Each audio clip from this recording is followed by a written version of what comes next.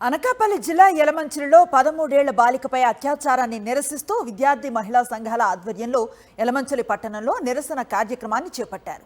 బాలికపై అత్యాచారం చేసిన రూపేష్ని ఫాస్ట్ ట్రాక్ కోర్టు ఆధ్వర్యం ద్వారా విచారణ జరిపి శిక్షించాలని డిమాండ్ చేశారు.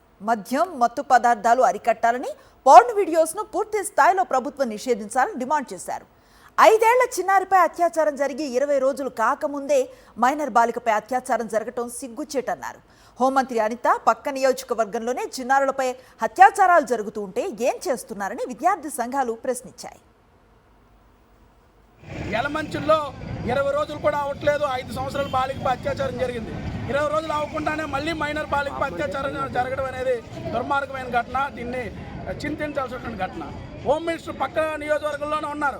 అయినప్పటికీ మన జిల్లాలో నిత్యం మానభంగాలు జరుగుతూ ఉన్నాయి, అత్యాచారాలు జరుగుతూ ఉన్నాయి, లైంగిక వేధింపులు జరుగుతూ ఉన్నాయి. కానీ ఆ బాధితులు, ఆ కుటుంబ బాధితుల్ని పరామర్శించేటువంటి పరిస్థితిలో హోమ్ మినిస్టర్ కూడా చిత్తశుద్ధి వ్యవహరించట్లేదు. మేము దీన్ని వ్యతిరేకిస్తూ ఉన్నాం.